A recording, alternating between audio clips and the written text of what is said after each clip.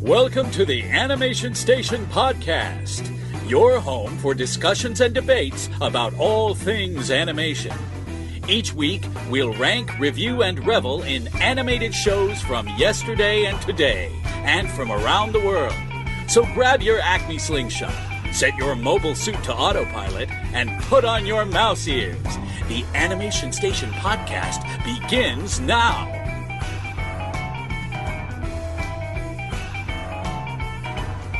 That should be an achievement right there. That little banner pop up. Every time somebody looks at that shelf, achievement unlocked. Extra nerd point. Yay! Hooray! So, you've been busy all week. You've been a busy little beaver. I have been cramming in the animation. It's been awesome. Tons of animation this weekend. You want to talk about the animation? Yeah, we can. So, definitely. Let's go ahead and talk about the animation. Welcome to the Animation Station Podcast, episode 19. 19. Yeah. I did not know. Yep. That's why I paused. I got you. I'm your host, Josh. Joining me is other host, Gavin. That was delightfully smooth. So, yeah, I have been really engulfed in animation world this weekend. So we watched our feature film that we're going to be talking about this week. We watched that on Friday night. And then yesterday, which was Saturday, I went to see Moana for a second time and really, really enjoyed it again. And then today we had the amazing opportunity to see the Studio Ghibli or however you say it. It's pronounced Ghibli. It's not pronounced Ghibli. I don't know how you say it. Giblets. Studio Giblets, which is, one of our favorites, and one of my favorites. Josh is learning to love them. Anyway, they showed Spirited Away on the big screen today. It was a Fathom event, so it's the 15th anniversary of Spirited Away, and we got to see it on the big screen. It was Josh's first time seeing it, and it was my third ever Miyazaki film. Yeah, so he's kind of still a novice when it comes to Miyazaki and the greatness therein. But you liked it, right? Yeah, I liked it. So was Moana better the second time? Different second time? Did you catch stuff that you missed the first time? Yeah, I actually do feel like I was able to enjoy the movie as a whole much more the second time. I have a bad habit of zeroing in so intently on the artwork the first time I watch an animated movie that I do come away from it having missed out on story element, character development, some of the big picture stuff. And this time around, I was able to just kind of sit back and take it all in and enjoy it for what it is. And I do feel like I enjoyed it even more the second time, and I gave it a 3.5 when we did our Cartoon Cafe. Mm-hmm. I'm definitely upgrading it to a 4. There's a chance it could go higher than that, but 4 is stellar on my rating system. So, I mean, it really is good. I was able to enjoy the music more because I was more familiar with it. I was able to, just follow the story along with where it wanted to go instead of trying to compare it to what my expectations were for the story.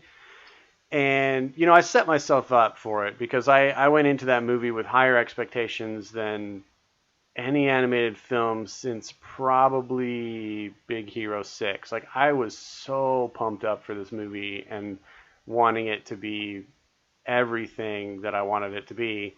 And when it was different than that, my initial response was partial disappointment, but it's just because it was different. It wasn't worse than what I expected. It was just different.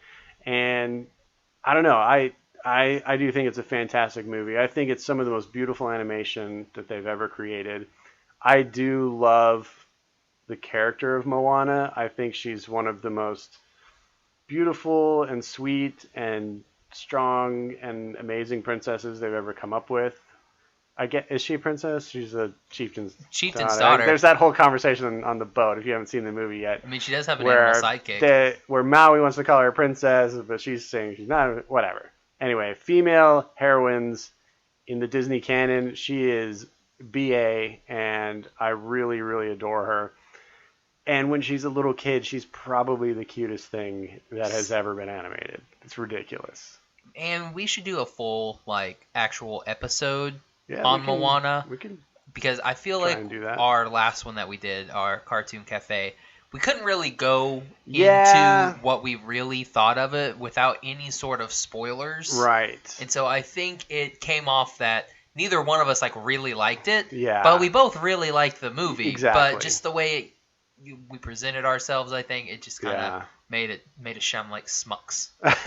I agree. I think we've both decided that from now on, we're going to do our cartoon cafes as just us critiquing and discussing the film and not worry about being spoiler free. We'll just, make sure that it's well known, hey, we're going to spoil the movie. And that way, if you're ready to listen to it and you want to listen to it, you'll actually get our real and true thoughts on the movie with full details. Because it was hard for us to really kind of explain how we felt about it without spoiling it. And we were misunderstood in a lot of ways. Yeah. And we don't like being misunderstood, No. guys.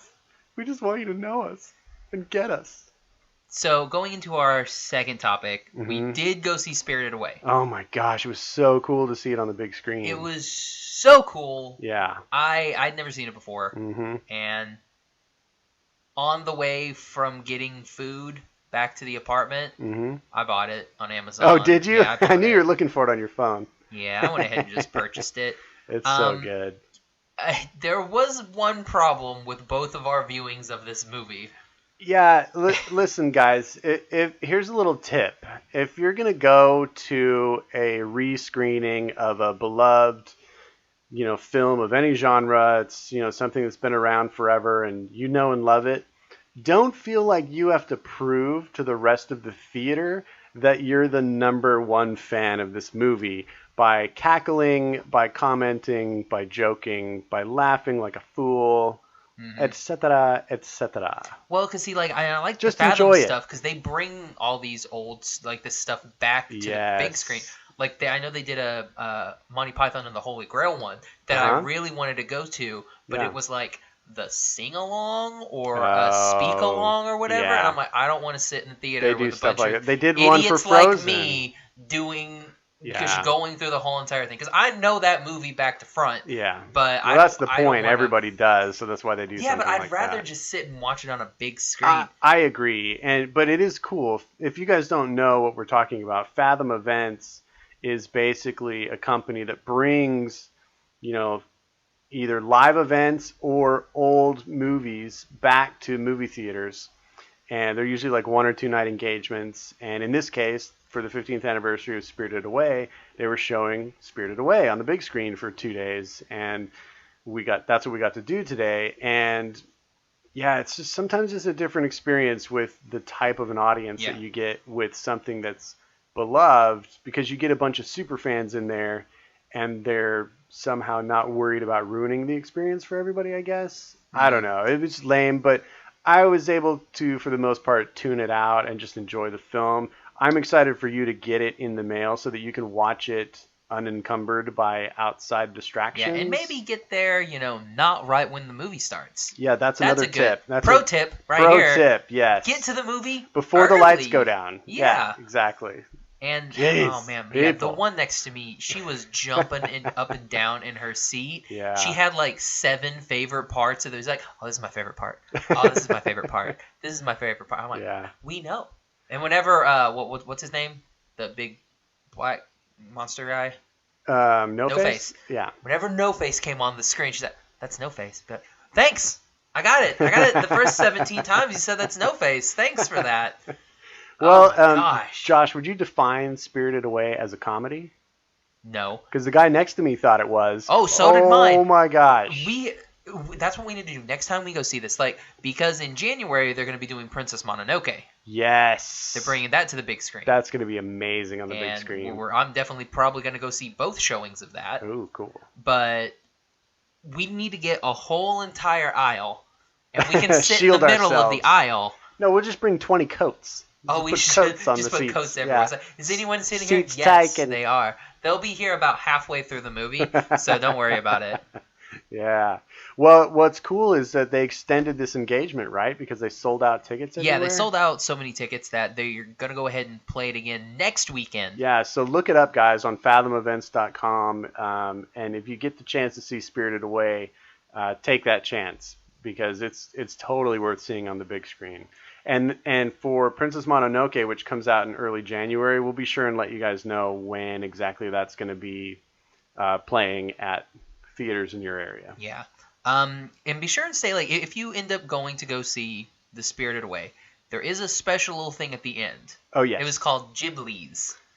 Yeah, and I guess it's like an episodic thing that they do that's kind of just stories about 3 of them that work in the studio. Yeah, this was the first time that this one came out to America, this number 2. Yeah. So it's basically just 3 little short animated films. It was weird. It was they were weird. Good. They were good. Like the first one, I thought was really good. Oh, so good. But then there's like a dance number, and it's like trippy. Yeah, it was awesome. It's like, wait, like it's like we have the first one like where they eat curry, and I'm like, oh, this is actually pretty cool. Yeah. And then that second one, and then that part 2 of it, I was just like, what happened? What happened? Yeah. I don't understand. And then they had that other one, which was like a total love story. So I was the unrequited love one. Yep. Josh got a little misty in that one. Oh, man. It tugged at the heartstrings. Like, please just make this into a whole entire movie or a series. I would watch this. It was really sweet. Yeah. Plus, the animation on it was really good, too. I liked that style. All 3 were different animation styles. Yeah, it was neat. So, yeah, if you get the chance to see it, stay till after the credits because they do the short films after the feature in this case, which was kind of weird. I thought they would do it beforehand. Yeah, but it's like the first one's kind of like a little bit of like maybe like a Kill a Kill and like some bits of Fooly Cooly. Sure. Kind of makes sense. Yeah, you don't know either one of those. I forget it. I agree with that. It's not even worth it. So, Gavin, what would you give Spirited Away? Spirited Away is truly one of the most beautifully animated films that has ever been made. It's not my favorite film from the studio or from Miyazaki, but I would give it I would definitely give it a 4, maybe a 4.5. I'm going to give it a 4. Okay. Just because there are a few that I rank higher personally on the Miyazaki list. But it's so good. So 4 Jiminy's? We didn't do that last time. We just said it was a 4 or a 5. We need to actually start doing our Jiminy's. It's Jiminy Crickets. I rank out of 5 Jiminy Crickets, and this one gets 4. Okay. Well, for me, this movie I think has a better story than... I mean, again, I've only seen 3 Ghibli's. I've seen Howl's, I've seen Mononoke, and I've seen this one now. Spirited Away, yeah. Of the 3 I've seen, this one has the best story. I agree. This one, by far, has the best voice acting of either of any of those. The dubbing on this one is really, really good. I totally agree. Oh, it stars Susan Egan, who's Megara. Yeah, she's awesome. As soon as she came on screen, because it's been so long since I've seen this, I couldn't remember who did the voices, but as soon as she came on, I told you, this is a Disney character. Which Disney character is this? I know this is a Disney character. Who is it? Yes, and of course, Mr. Charles Emerson Winchester III. Yes, David Ogden Stiers making another appearance. I can't remember the girl's name, but the girl who plays Lilo in Lilo and Stitch is Chihara. Yeah. Or Sen. Yep. Chihiru. It's a Uru, isn't it? Chihiru. Yeah.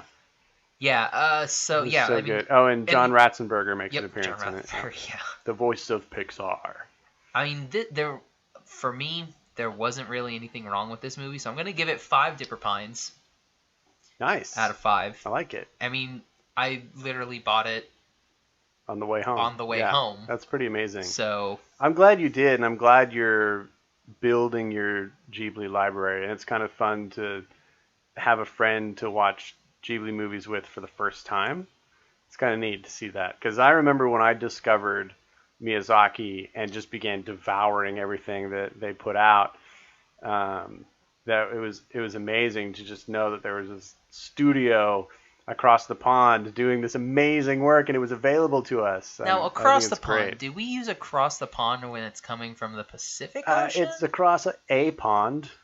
Okay. I do. I just did. Across the pond would be considered like it's going to like Europe. Well, you could go that way. It'd be a long way to go. It would be a really long way to go. You know, I think the bigger pond to the left. You know, that's more of a lake. Across the lake. That's across the lake. All right. From now on, it's across the lake. Of course, Josh Kane. They're all oceans, actually. Actually, it's all one ocean. That's true. We just divide Mind blown. We divide it so it's something else to teach in school in I know. geography. What's the one? It's like the Indian Ocean. It's just like there's just kind of like a little. It's like area. A gulf. It's like a gulf. It's not even like the really Gulf a gulf, Mexico. though. It's like whoop right there. The Gulf of Mexico kind of has its own little area. Like the Indian Ocean always was the one to me. It's like, yeah, I mean, okay, I guess just cut off a corner. So do you know how many oceans there are? Wow, this turned into geography. Because they added one after I got out of school. Are you serious? There's now an Antarctic Ocean. Really? Yeah. It just drew a bigger ring around. Pretty much. It's like, okay, here's the Arctic Ocean. This one's going to be the Antarctic Ocean. Oh my gosh. So that way we have some sort of body of water that goes around Antarctica. Mm-hmm. So it's like, this one's the Antarctic. That's lame. No, it's not. That's stupid. That's lame. So what does that make? 5 oceans? We got 5. Nice. Still 7 continents. Until Russia decides that they want to be something else and they don't want to be either Europe or Asia. They just want to be Russia. Mm-hmm. Well, hey, I say we talk more about animation though, instead of Russian animation, geography and geology and stuff. All right. So Gavin, what do you want to tell everybody what we watched this week? Yes. If you missed our homework post, then this will be a surprise to you. We are watching. If you missed the homework post, how was that? How'd you like it? Like, go back, look at it, give it a like. Look at it. Comment, like. Meet the Robinsons from Walt Disney Animation Studios. Yay! Yeah. So it's a movie from 2007, and really 2007. Yeah. Why? It seems earlier. I know. This seems like this would be like, just because of the animation, this looks like it came out in 2002. Yeah, you know, Walt Disney Animation Studios had a really rough start to their, going into the CGI realm. Pixar was just way ahead of the game of every studio. Obviously, they're the pioneers of that whole type of animation, and so that makes sense. But at the time, this movie came out, was being created at the time that Disney bought Pixar. So it was being created before they really had the full benefit of all of Pixar's knowledge and help and blah, blah, blah, blah. Mm-hmm. So, I mean, it went Chicken Little and then this. And then the next movie, Bolt, is a huge jump forward in their animation quality. And then the one after that is Tangled. We all know how beautiful Tangled is. When did Dinosaurs come out? Well, I didn't really include that in the list. I think it was near the same time, somewhere between 2005, 2007, somewhere in there, because they really did that they kind of outsourced that to other studios. Walt Disney Animation didn't really do that one. I don't know how all of it works, but I mean, it kind of is under the Disney label, but it wasn't really made by Disney. I'll have to do some more research to give a definitive answer on that, but it's not really a true Disney feature animated film. I like that movie though. I think it's pretty cool.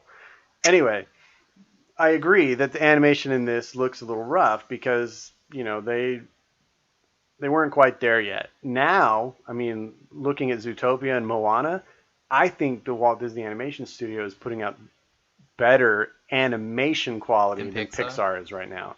I think we can argue about the movie quality, like the overall quality of their films, but I kind of feel like Disney Studios is back on top.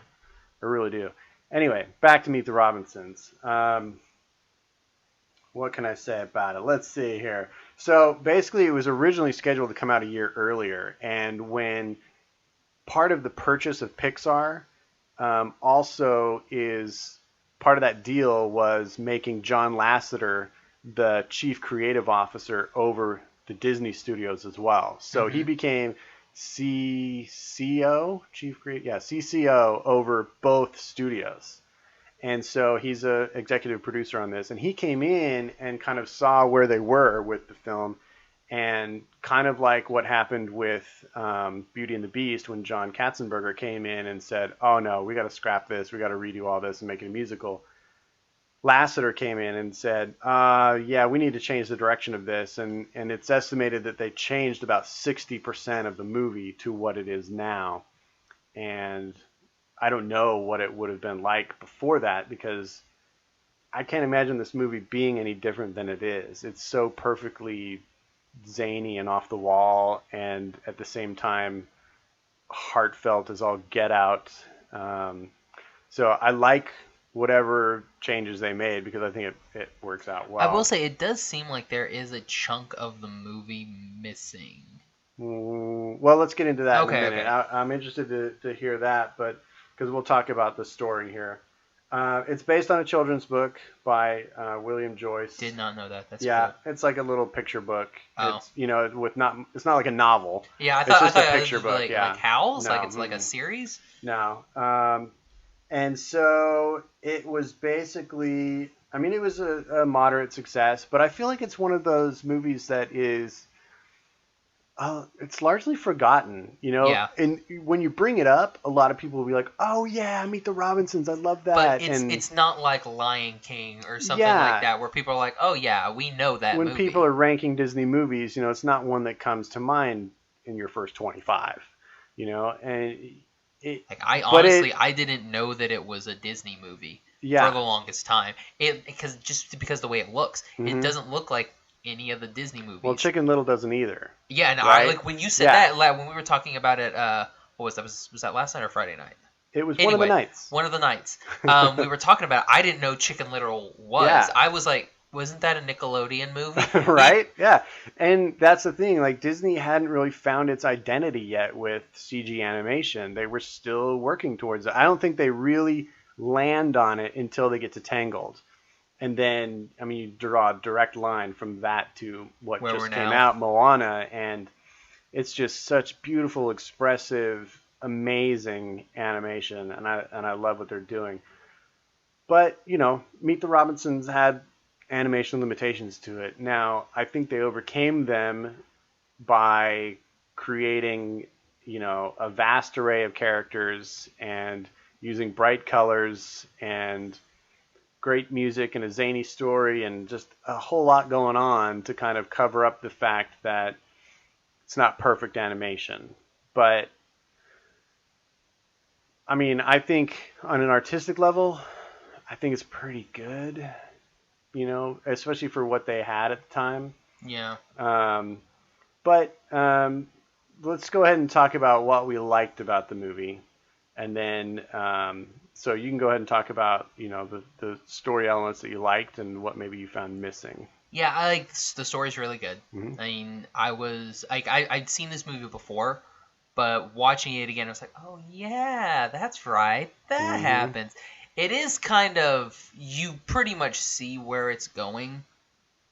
Mm-hmm. Does that make sense? Like, no, I know. I know exactly what you mean. I didn't the first time I saw it, so I was yeah, it's not very breakthrough-y.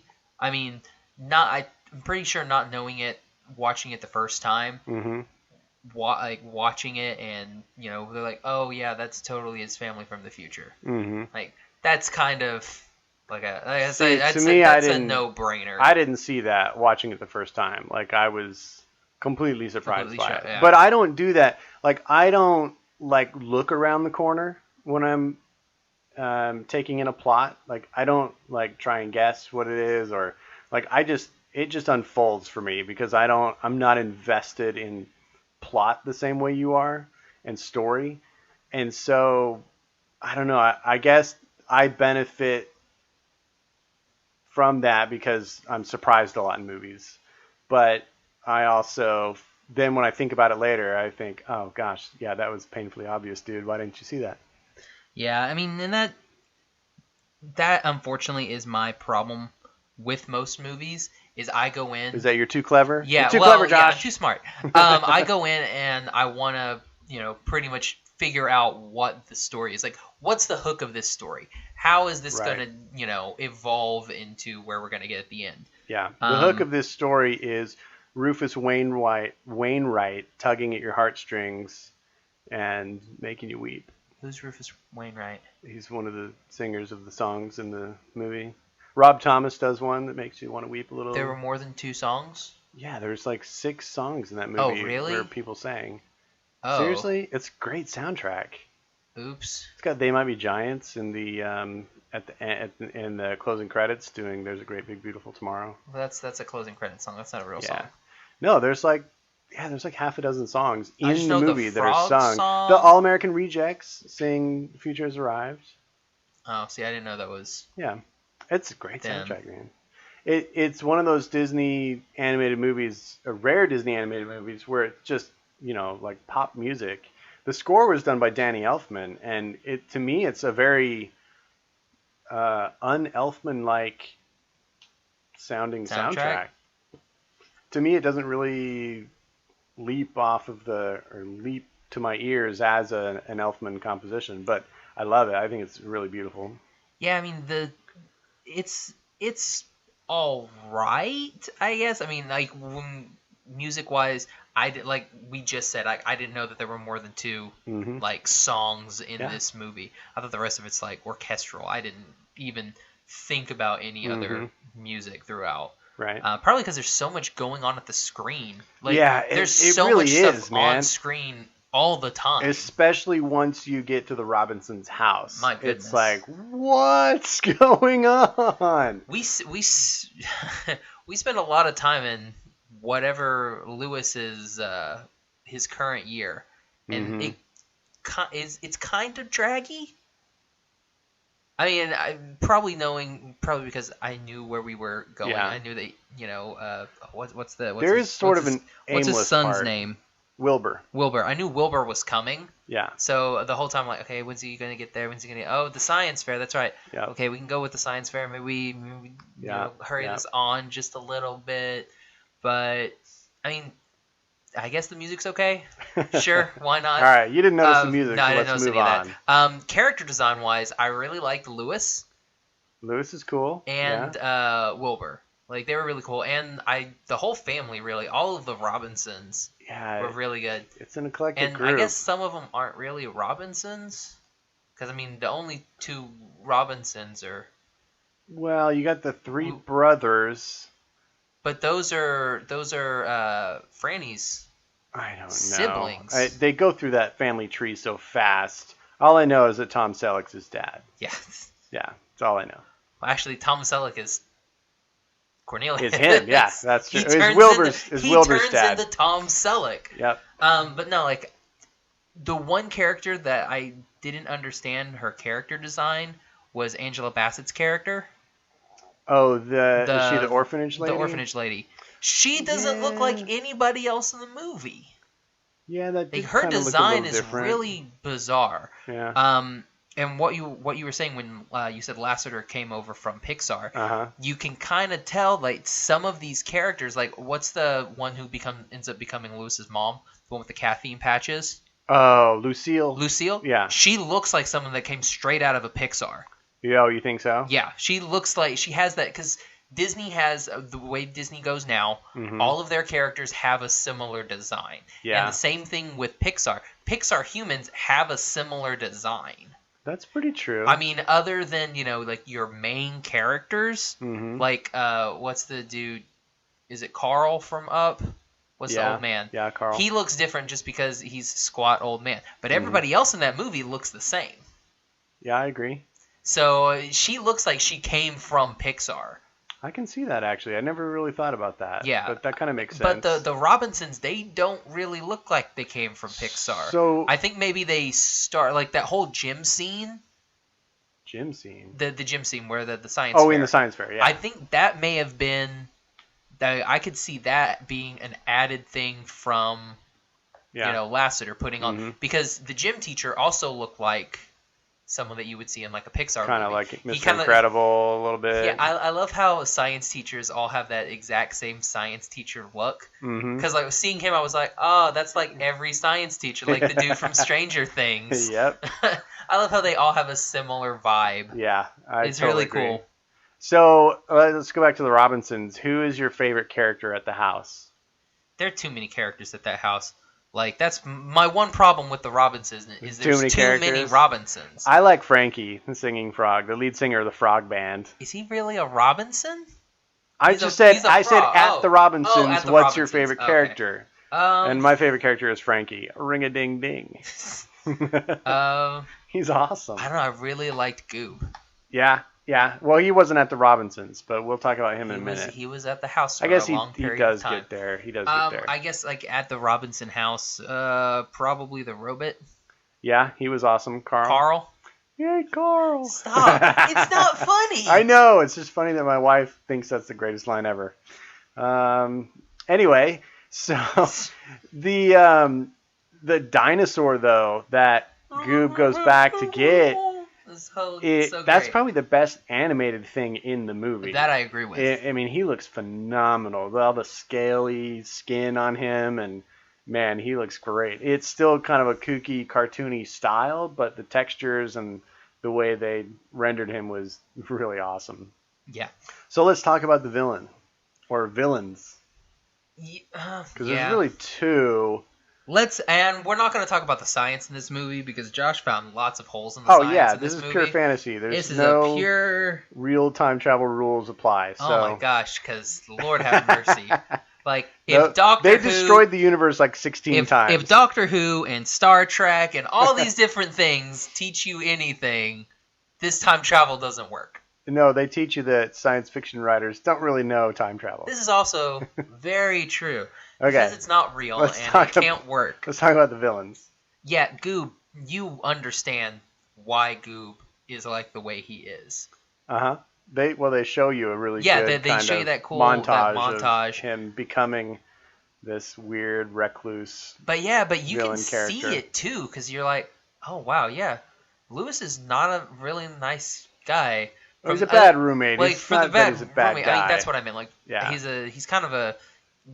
he's a jerk in the aspect that he doesn't pay attention to any of his other surroundings. Right. He has an He's obsession. very narrow-minded, so he's just like, boom, like a laser. This is what I'm going to do. This is it. But exactly. Then, that's it.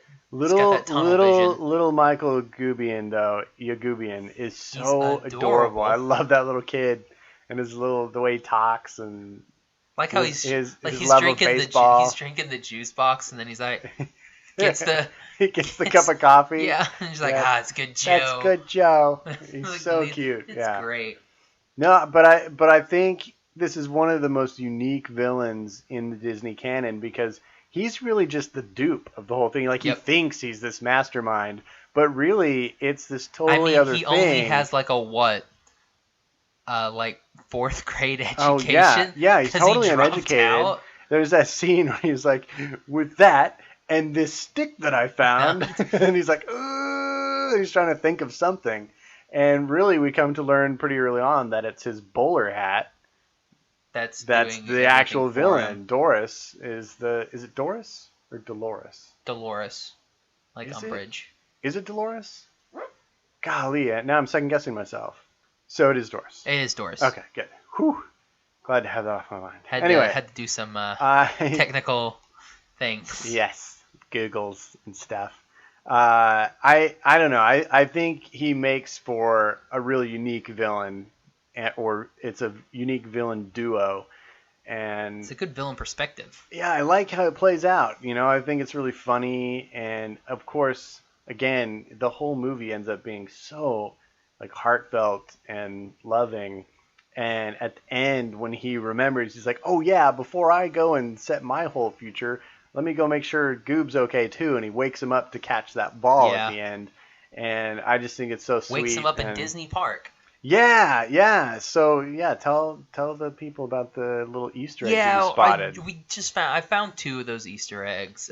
We've got like whenever Goob is at the baseball field, there's the Lion King poster or like on the fence Looks like a mural on the fence, and then we've got Toy Story 2 on the fence, which is pretty cool. No, it wasn't Lion. It was Jungle Book. That's right, Jungle Book. Yeah, Jungle Book. I went to the better movie, so I automatically went Lion King. I agree, but you don't have to diss Jungle Book.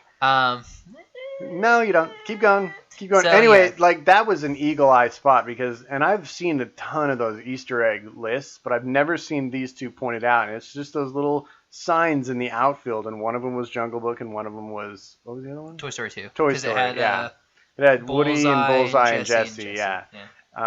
And they're kind of faded, so they don't stand out, but man, you spotted them. The other cool Easter egg is when they first arrive at Future City, is that what it's called? Sure. Something. And they're panning through the city, and you actually see Space Mountain from the Disney parks. And in front of it is a sign that says Todayland instead of Tomorrowland, which is the land at the parks where Space Mountain exists. So I thought that was a really cool little nod. Oh, and I think you actually see the rocket ships, too. The original rocket ships in that scene. It's just kind of a cool nod to the parks, which is fun for the kids. It would have been cool if Adam West's character in the Pizza UFO, it was actually a pizza shuttle. A pizza shuttle? Yeah, what? Isn't the pizza shuttle what they do in Toy Story? Oh, Pizza Planet? Same thing. The Pizza Planet truck? Yeah, it'd be cool if it was a Pizza Planet UFO. It was a spaceship or something. Saucer. That would be pretty cool. That would have been funny. But again, that was Pixar, and I don't think they really had any rights to cross over yet. Yeah, when they were making it, it was probably too late in the film to do that. Speaking of Easter eggs, today during the movie that we saw, Spirited Away, beforehand they were doing a bunch of trivia on the screen, and they pointed out that there is a Totoro Easter egg in Toy Story 3. You actually see a stuffed Totoro on the desk when they're all like typing on the laptop. That was a pretty cool one. Pretty cool crossover. Would that be in Andy's room, or where was the? No, this was gonna in Toy Story 3. It's probably at the daycare, or it could have been at in the little girl's Bonnie's. Room? I think maybe it was at Bonnie's. Yeah, because that would make more sense. I can't remember what that scene is from. It's been a while since I've seen it. I'll have to go back and watch. I'll have to go watch some Toy Story 3. Yeah, I love that movie. I will. Yeah. But yeah, like what I was saying earlier, well, it seems like there were parts of the movie that were missing. They're extremely, like the Robinsons, he stays over for dinner, and then they're like, let's adopt you. They are very welcoming, and that seemed a little quick. Yeah, like that was a little hair trigger on the adoption. It looks like there could have been, like maybe if he stays there for a couple days, and they'll learn more about it, then I could see them be like, you know what, Louis, let's adopt you. That makes more sense. I also love the fact that it's kind of a Clark Kent Superman scenario where he's just wearing a hat, but you take the hat off and all of a sudden it's a dead giveaway of who he is. I was really hoping like if Franny would have been like, do you think I wouldn't know, my husband? Yeah. Exactly. Like, he's just wearing a hat. He's got the same face. He speaks the exact same. Yeah. But it's like, wait, a hat? Well, and his parents adopted him at that exact same age. Yeah, So they would have recognized him. It doesn't make a lot of sense. Yeah, the whole time lapse thing, and it's whatever. You just have to leave that stuff behind and just enjoy it for what it is. Yeah, but I do agree. We're not talking about the time stuff because I could do a whole episode on just how the time travel and Meet the Robinsons doesn't work. Right, which, it doesn't. But I do agree. They had a hair trigger on the adoption. Haha, get it? Hair trigger because of his hair. That's true. That's very true. Bad. So what else about the story? Or was that really the only... That's really it. Like that's my only. That was the big chunk that I thought about the movie. It was like they were like really really. I almost said upsetting. They're like really jump starting this adoption thing. Yeah, it's real quick. I mean, I spent the night over at some friends' houses. They've never asked to adopt me before. It just seems weird. You weren't an orphan though. I could be. And you weren't super smart. I mean, they were going to cash in on that kid. How do you know? That's a mean thing to say. Jeebus. I graduated second in my class, sir. How many people were in your class? That doesn't matter. I graduated second. Nope. Height matters. Anyway. So what about you? Because we've heard me yammer on about the story. What? Yeah, I mean, I think the story is nice, and it just has a heart to it. You know, when we mention this movie, when we do a post about it, or we've mentioned it on other podcasts, we always get comments about it, and the comments are always... They're all positive. They're always positive, and they're always emotional. This movie has an emotional core to it. And I know so many people that when they mention it, they say either themselves or somebody they know can't watch that movie without crying. And it is a wonderfully, heartfelt movie. And, I like that. I enjoy that love that comes through in it. And so there are some kind of abrupt parts of the story, or some meandering parts that don't seem to be perfect, but the story as a whole is just so loving and perfect. I don't know. I have no problems with the story really at all. My only criticisms for this movie would really just be some of the limitations that they had with animating things at the time. Yeah. Some of the expressiveness of the faces and the movement of some of the characters, some of the lighting and textures. Like, I feel like they kind of skipped some stuff when they were animating the space between the city and their house. Well, yeah. It's just like long, rolling lawns of nothingness. Like everything in this movie, so... I get it, but it's like around the house they had neat topiaries, which were really cool, I thought.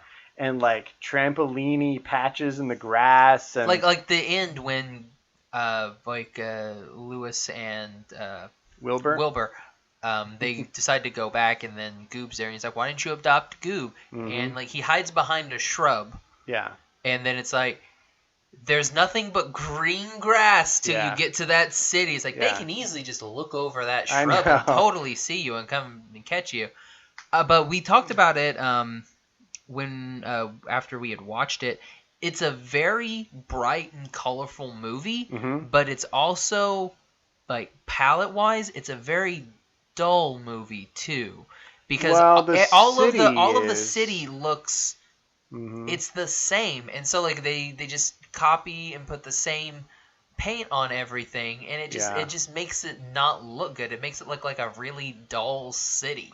I mean, I felt like everything looks cool, I guess, like the buildings and stuff, but you're like, well, it's all like the same building pretty much. Yeah. It's just doesn't work very well. I didn't like I wasn't blown away by the design of the city, and it was an interesting choice to make it all white, and I kind of feel like it was so they could nest the like Space white, Mountain in there. Blue, and orange. Those are like the only color, which is like your wardrobe. There's very little of anything but whites and tones of whites. That's mostly what it is in the city. And so when we're in the future, it's all very bright daylight kind of lighting, and it seems kind of blankety. And then when we're in... It's rainy the whole time, Lewis's time, it's either rainy or there's kind of a warm, nostalgic filter on it. And so I get that they're trying to, immediately, give you a clue with the lighting, like where we are, if we're in our time or if we're in future time. Mm-hmm. But yeah, I mean, despite the spectrum of colors that are used, I do agree that there is an element of kind of flatness to it in its color scheme because of the lighting that they're able to do, which obviously by the time they get to Tangled, they've just crushed it, and they get lighting, and it's a beautiful thing at that point. And then what they do in Moana is just, it's ridiculous how gorgeous that movie is. Yeah. So, yeah, I mean, those are kind of my only problems with it. But what do you think? Do you think this is a movie for everybody?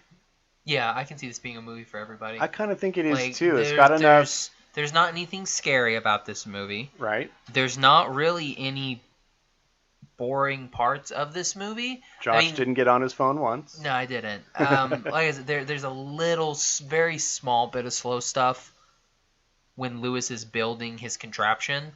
Oh, yeah. That could have been maybe a shorter montage. Yeah. Maybe just be like, oh, I built this.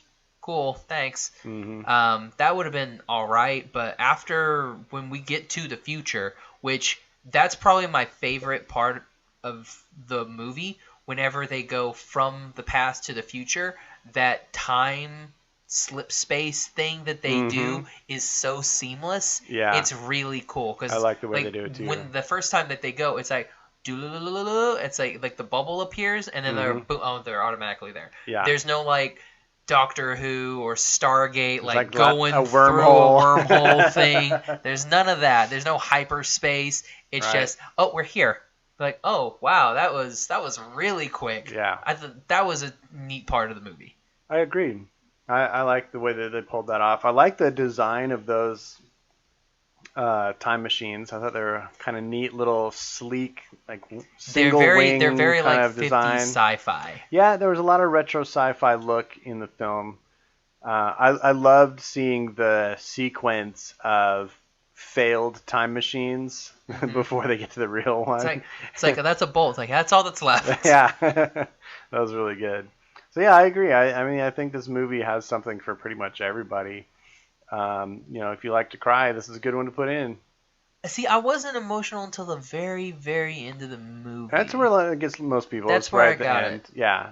But man, it's kind of so wanted sweet. More of a love story. Didn't really get a love story. Well, they were already there, which it makes sense. I mean, it's not gonna be like Back to the Future, right? Which is when he's gonna like be with his mom. That's a bit much. That's hilarious. No, it to me it's one of those that it's like you get to see, okay, this is the outcome of the romance that you guys share, and here's how it all begins, and now it's up to you to just imagine the gap in between. Like, oh my gosh, we know they're gonna live which happily also ever seems after. like cheating. That seems like cheating too. Yeah, I guess. I don't know. I kind of like it though. I mean, he's like, oh yeah, we're gonna get married later. Well, he's like, we're gonna get married later. You smart. Well, there was a proposed sequel to this movie that lasted or nixed. So they may have gone into that and shown them, falling in love and growing up and whatever. Him going to he graduated university at 14? Probably. Isn't that what the radio said when Goob was depressed? When they're listening, yeah, he goes real fast. I don't remember if it was 14 or not, but I'll say it's 14. Yeah, 14. We'll make him smart like Jimmy Neutron. Oh, I've never seen Jimmy Neutron. Both have big hair. Yeah, it was a big hair time. And robot sidekicks. Yeah. And time machines. Do you have the ability to say robot? Robot. Okay. Yeah. That's what I thought. So, are we wrapping it up? You want to move into the top 5? Well, you have this thing of you want to just go straight into things. I always forget to rate it. You forget the ratings. Well, we already rated one, so I just guess I thought whatever. Okay. What was your excuse last time? Let's rate it. I'm terrible at this job. I'm probably gonna give this. I give this a solid 4 dippers. Nice. Yeah. Nice. That's very good. For me, out of Jiminy Crickets, this to me is a solid 3. Still on the top half of the scale, but for me, visually, there were a lot of limitations to what they could do at the time at the Disney studio with CG. So I just feel like visually it falls a little bit flat for me, but the story and the characters are wonderful and delightful, and my heart is touched every time I watch. Nice. Yeah. I'm really looking forward to the comments because I always get torn apart because I always rank this stuff low. Yeah, and I actually liked it. And Gavin's like, I give it a 3 because I hate it. Oh my gosh, that's so not the case. So I hope everybody goes after you this week so I can have a break for a week. Well, bring it on. I will defend the fact that I love this movie, and a 3 is not a bad mark. Okay, so time for the top 5? Yes! And now, for another top 5. All right, so we're going to do the top 5 animated families. Since we had a movie about a family, we thought we'd do families this week. I thought it was a good idea. Yeah, it was your idea. It was a great idea. That's why I thought it was a good one. Perfect. So I'm going to kick it off, and I'm going to let you have the mic drop moment at the end of our list tonight. So, decide how you're going to rank those, because I can see you haven't numbered them yet. Hey, don't look at my stuff, you I couldn't cheater. read it. I just could see there's no numbers.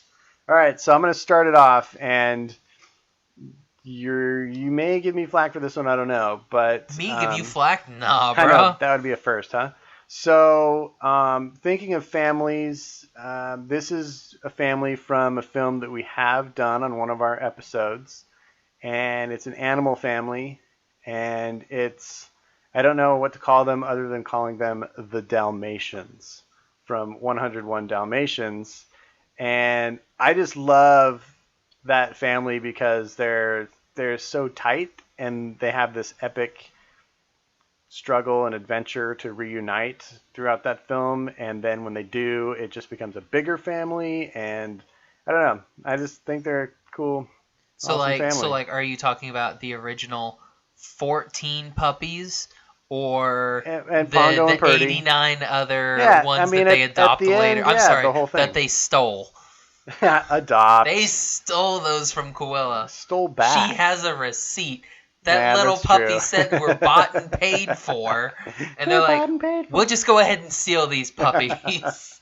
Yeah, no, I'm talking about all of them. Because at first, they're an awesome family of 16, and then they become an awesome family of 101. Oh, wait, it's only 15. However many it is. Because she's remember. like 13, and then it dies, and they're like 12. No, they bring it back. 12. Yeah, but then it comes back. So 13 and then 2, so you have to be 15. Is it? Anyway, it's a whole lot of dogs, and I don't know. I just think they're an awesome animated family. I like how you thought I was gonna tear that apart. I think that's a really good pick. Okay, good. I didn't know if you'd. Okay, I didn't know if you'd. Yeah, all the girl ones are supposed to have blue collars, and then the boys have red collars, and then that swaps halfway through the movie, and then they all have the same collar. Spots and collars got lost in the mix. And then ones that don't have collars suddenly have collars. Yeah, I can't even imagine the Herculean task of animating all those puppies. My goodness, that would have been. They deserve an award for that. They probably got some awards. I don't know. All right, dude, what's your number 5? My number 5, I'm gonna go a little Nickelodeon show. I'm gonna go the Pickles family from Rugrats. I knew those pickles would be on here. With Tommy and Dill and bread and butter and Dee Dee. No, there is no bread and butter pickles. There should be. Yeah, maybe Tommy and Susie's kid's name will be bread and butter pickles. All right.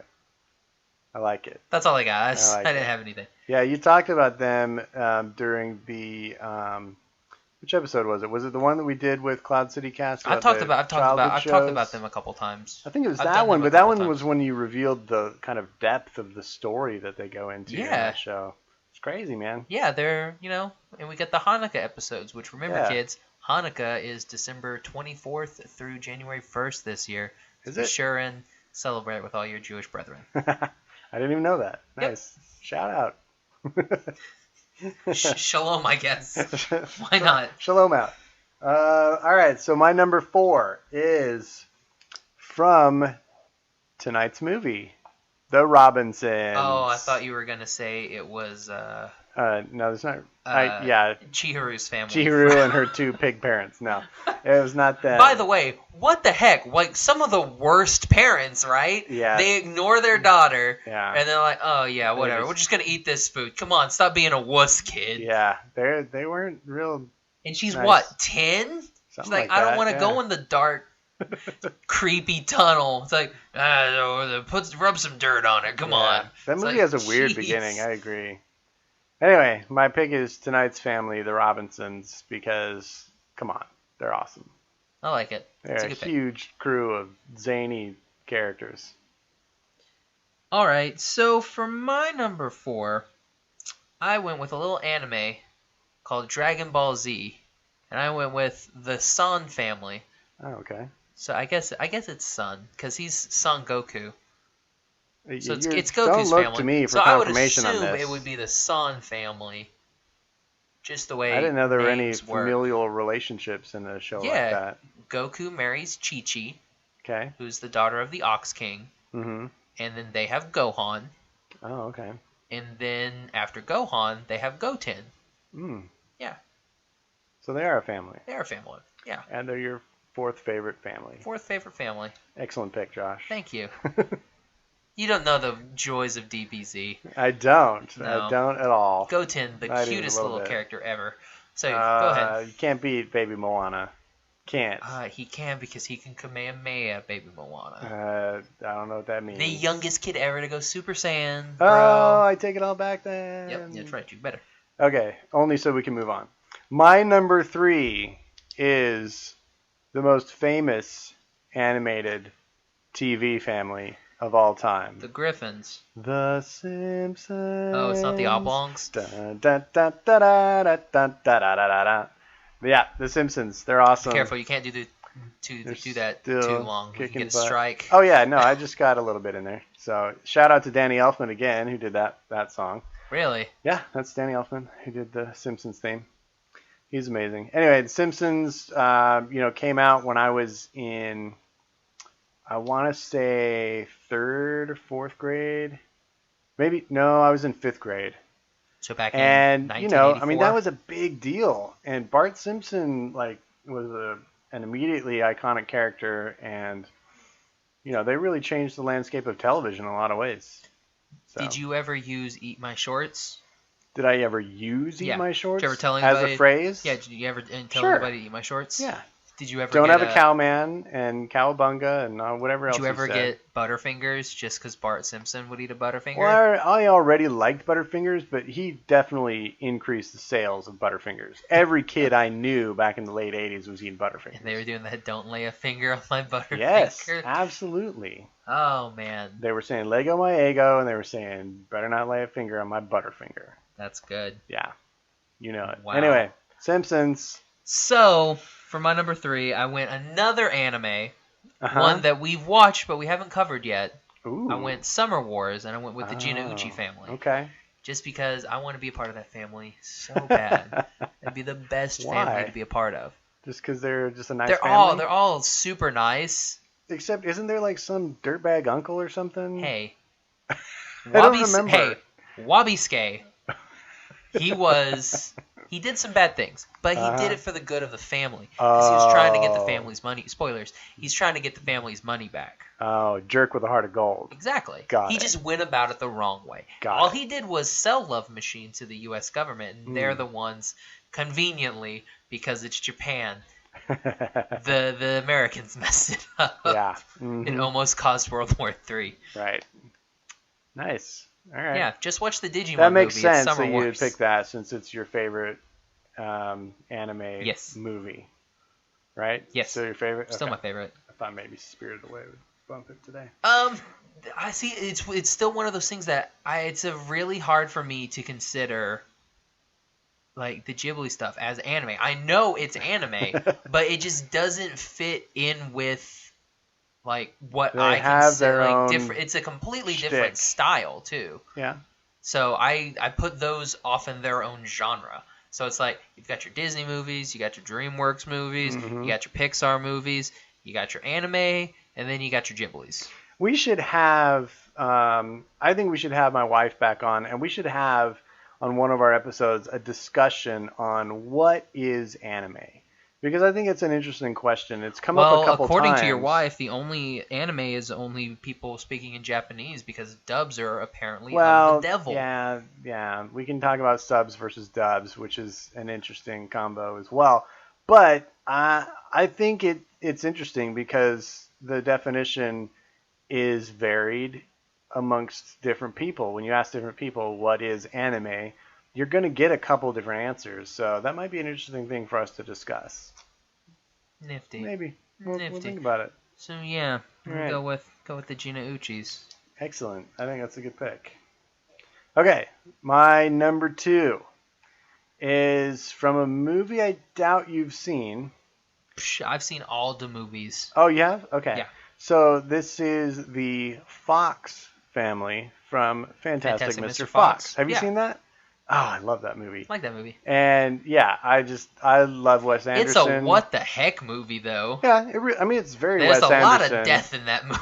Yeah. I mean it's a real movie, man. I love it, and I like Wes Anderson, and every one of his movies has at least an interesting family. They're not always necessarily lovable or one that you can root for, but they're always very interesting, very eccentric, very quirky, and the Foxes are no exception. And Jason Schwartzman is amazing in that movie. So is George Clooney. Yeah. And can't forget Clooney. I'm delighted every time I watch it. So they're definitely my number 2 favorite animated family. Nice. Well, I like it. Thank you. So, my number 2. I went with a little Disney movie. Yes. Called The Lion King. Oh. And I went with, I guess it's Simba's family? The Pride? Mufasa's family? The Pride? Pride? Yeah, whatever.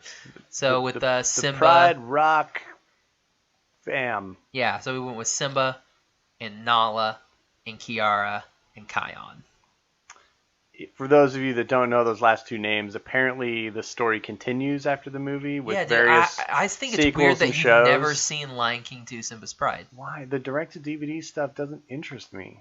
But Matthew Broderick was in it, so it should interest you. You and your love affair with Matthew Broderick. No, I have a love affair with Sam Neill. Yeah, that's ridiculous, who totally could have been James Bond, but Pierce Brosnan came in and stole it. Why does every conversation go back to this? Because Sam Neill's awesome. It's Dr. Grant. Jurassic Park is awesome, yeah. Yeah, and so's Event Horizon, both with Sam Neill. Wow. And so is the one-season Fox show Alcatraz that got canceled starring Sam Neill. Wow. So, since we veered all the way as far as we can get from animation, let's veer back. Who did you pick? Oh, yeah. I picked Simba. The Lion King family. Oh, my gosh. How did we get to Event Horizon from the Lion King? Sam Neill. Because it all comes back to Sam Neill. You're nuts. Okay. No, that's a great pick. I think they're good. You haven't seen the Lion Guard, have you? Nope. I've seen the pin that I bought you at Disneyland, and that's it.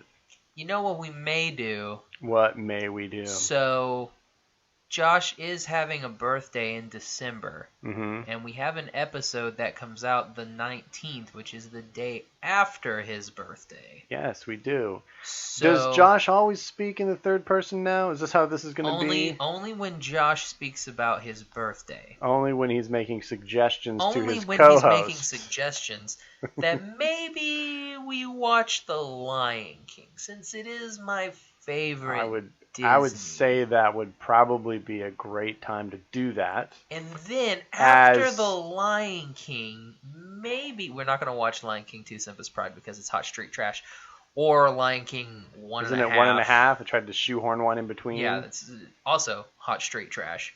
Why is hot street trash worse than cold street trash? Because hot street trash smells. And cold doesn't. Well, I mean, when it's cold, things don't smell as much when it's cold. Think about this. Okay, say you're in. Wait, this is Event Horizon all over again. No, go back to what you were saying. So it's hot street trash. But maybe we watch The Lion Guard. It's only like 40 minutes per episode. No, just they did a movie. They did direct to DVD movie and thing that they showed on the Disney to kick off the series. So maybe we watch just that. Maybe we do. Because I mean, yeah, it's just 2 episodes put together. Nice. That's all they do it. Yeah. Okay. My honorable Gavin, mentions. what's your? Oh, you got honorable mentions. Yeah. Oh, Lord. I only have 2. So one of them I know you like. One of them I don't know if you like. I'm really not sure. So I put the Pines family on there because, I'm falling in love with them. I don't have the passionate love that you have for them, but I'm definitely falling for them. I forgot about the Pines family. You did not. Are they not on your next thing? No. You're so dumb, dude. Oh, dude. Wow, it's written in stone now, too. Oh, man. Okay. Your Pines family. What else you got? And then the Griffins from Family Guy. Yeah. I like them. I don't like them all the time, but I They're good pretty for much like one them episode a lot. every 2 months. Yeah. As you can tell, neither of us are big on kind of the classic animated families like the Flintstones or the Jetsons. Those don't really do much for us. We like more modern stuff. Yeah. So, am I dropping my one? Or Your are you number doing one. your... Okay. My number one from Pixar, the superest of families, The Incredibles, or the Parr family. They're called Parr? Yeah, when they're being normal people, they're the Parrs. So like par for the course. Kind of. I guess since it's a par, it's not a bogey, it's not a birdie, it's a par. Mm-hmm. They're just middle of the road. There's right zeros. down the middle. Exactly. So yeah, no, I think they're to me the just awesomest animated family for obvious reasons, the most awesomest. but also for just kind of subtle family reasons too. I love all the little relationships between each of them and how you get to see a little moment between pretty much all of those characters and each other, like at least once during the film. And I don't know, I think it's great, and I'm super excited about Incredibles 2, which is like a million years away. Only 2018. Is it, or is it 2019? Which Either ones way, did they it's too swap? far. I don't I remember. think they swapped. They keep switching I think them they around. pushed Toy Story back and moved Incredibles up. They shouldn't have even told us until it's like a year away, because it's way too much anticipation. Well, that's like saying, why did they tell us that there's going to be a Han Solo movie? That's not till 2018. I agree. Don't tell us yet. It's just too mean. It's too I can't. My little heart can't take it. All this great stuff coming out. I mean, it's going to be a miracle if I make it to June 16th. What's June 16th? Cars 3! Josh! Do we have to see that? I saw the trailer on the big screen again this weekend. It was awesome. Okay, do your honorable mentions. I have one honorable mention. It's the Pines family, because I forgot. Man, that makes me really upset that I forgot them. I can't believe you forgot them. No, I went with the Ikari family from the Genesis Evangelion. Okay. I'm just kidding. That's really bad. Oh, is that not your... Oh, okay. They're not actual... Like, yeah, they kind of hate each other, so they're not real. I don't really have any honorable We're not ranking mentions. the quality of the family. We're ranking which ones you like the most. Yeah, so I didn't have any honorable Okay. mentions. My number one, I went with a little show on Disney XD called Gravity Falls. I went with the Pines family. I tried to trick you. Did you have it there the whole time? Hold on, let me get this puppy right You out. jerk. What's at the very top of that list, Gavin? It The says Pines. the Pines family. You got me. Yeah, Dipper and Mabel, and Grunkle Stan, and Grunkle Ford, and Waddles. Really, if you're Perfect. differentiating those two, wouldn't it be Grunkle Lee and Grunkle Ford? No. Because isn't They it still Stan call Lee and Stan Ford? Yeah, but they still call him Grunkle Stan. Right, but if you're just trying to differentiate No, between they the two. call Ford Ford. Oh, they do? Yeah. Okay. He's See, I'm just not Ford. really in the Ford episodes yet. Like, I've seen one You've seen really the with one. him. So, okay, that makes sense. Which, by the way, stop messing around and finish Gravity Falls so we can talk about Gravity Falls. Yeah, I know. I need to steer Charlie back towards it because she started us on a new show. Tell her to stop watching Blacklist. Oh, it's done. She finished it. What are you guys watching now? Well, no, it's not done. She caught up to the recent series. Okay. Vice Principals. Yeah, Danny McBride. Danny McBride's too much. I like him. He's a dirty-mouthed David Brent. And by David Brent, I mean Ricky Gervais on The Office, not other posers. So, yeah, that was a good top 5. Did you just take a dig at Steve Carell? Yeah, and just that show. I like Steve Carell. Anyway, good top 5, man. Thank you. Yeah. I liked it. It was a pretty good one. So, did you want to do any shout-outs? I do have some shout-outs. We have some awesome people that have been leaving us some cool comments on Thanks, our awesome social media. people. Primarily, we've got Sakura Christina. Yeah, she was excited about our Moana one. stuff. Or she reacted to She it. reacted I don't to know it. if I she don't was think she was excited about it. about her Moana Again, stuff. I think we were misunderstood by our public, and I imagined her typing that out, hitting send, and be like, poser. I was like, oh, jeez. no, but yeah, we really did love Moana to varying degrees, and I love it even more having seen it the second time. So anyway, but thanks for commenting to us. We love it. Good old Josh Hickey. Yep. Our friends over at Cloud City Cast, those Trip C's. Yep. Liam and Brittany. Yep. And Hannah Elledge, a silly red on the Instas and Twitters. All great friends of the show. Yep. Oh, and those your awesome, cool friends that you've met a couple times. Yeah, the Podcateers gave us a little shout out this week. I can't say they're my friends yet because we haven't interacted. Yeah, they're your friends by proxy. I just sit in the corner. Yeah. Because no one wants to talk to me. No, but they were really awesome and just surprised us with a repost of our Meet the Robinsons homework post and shouted us out about our last episode where we talked about Beauty and the Beast. So if you guys haven't taken the time to go over to podcateers.com and check out what they're all about, you definitely should. They have a great website. You can buy They've been doing a lot of sales on their merch lately. They have had they sell teas on Republic of Teas, and there's been a lot of sales recently on there. Is it Republic of Teas or Tea Public? You're right, Tea Public. I'm thinking of the tea maker, like brewed tea. Republic, yeah. Sorry, Tea Public, and and check them out. They're on iTunes and Stitcher and all the places too. Their podcast is hilarious and absolutely entertaining. They do it once a week on Wednesdays, so go check them out. Nice. Yeah. And of course, give a nice little big shout out to our listener and winner of the Thanks Giveaway contest, Mr. Tim Page. Oh yeah, have we actually not said it on the podcast yet? No, we said it that one episode because it was last episode. Oh, was it last episode? Yeah. God, it seems like so long ago. So much has happened between. I remember you guys. Don't worry, listeners. Josh still knows what day it is. Congrats, Tim. Your package is on its way soon. Someone has to get off their lazy booty and finish the sketch. It's finished. We're ready to ship it out tomorrow. Never mind, Tim. So it's coming, buddy. It'll be shipped. It's coming. I just need to post a picture of it because it's really cool. Nice. So, Gavin, where can everybody find you? Well, they can find me right now in Rapunzel's Tower, or Josh Kane's apartment. Hello. And he let down his long flowing hair to let me in today. Yes. And if you want to find me on Instagram and Twitter, it's at Gavin Audison Art. What about you? You can find me, I guess, up at Rapunzel's Tower. Yeah, right here. You can find me on Twitter and Instagram at Josh L. Kane. And you can find the show at Animation Station Podcast on Instagram, at Animate Podcast on the Twitters. You can find us on Facebook. You can do us on Tumblr. That still cracks me up. Because, sure, we should do. Are we on Snapchat yet? We should get a Snapchat account. Jeez. And if anybody knows a new social media out there that no one's really heard of, let us know. We want to be the forerunners on the next thing. We'll start doing AMAs on Reddit. I don't even know what that means. That's fine. You don't know a lot.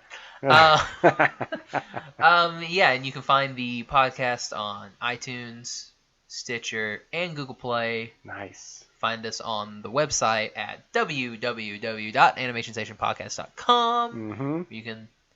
I need to get on that and actually work some stuff on. Yeah, I don't have much going on there yet, but 2017, I think we'll spend a little more time fleshing that out, giving you guys some more stuff. Maybe we'll have a database of all of our movie ratings and where we've all of our top fives. I think that would be interesting. That'd be interesting. Yeah, and so maybe even have a comment section there where they can post their own top fives. I don't know, something that could be cool. That'd be nifty. Why don't you get on that, webmaster? Sure. Yeah, Gavin, I'll get right on that. Thanks, man. Let me edit this and overhaul the website tonight. How about that? Okay, I'll work on the logo. Well, thank you. Yeah, you're welcome. Okay. Forget it. I'm done now. Okay. All right. So for the Animation Station podcast, I'm salty. You're salty? What am I? Sweet? You're salty. I'm sweet. I like that. Yeah. I'm salty. You're just old. Sweet and sour. You're old and vinegary. Oh, pickled. Thank you for listening to the Animation Station podcast. Follow us on Instagram and Facebook at Animation Station Podcast. Follow us on Twitter at Animate Podcast. Subscribe to us on iTunes and join the conversation at SecretSuperheroClub.com, where you can connect with our podcast friends, Cloud City Cast, Getting Into Comics, and Shaun of the Gathering.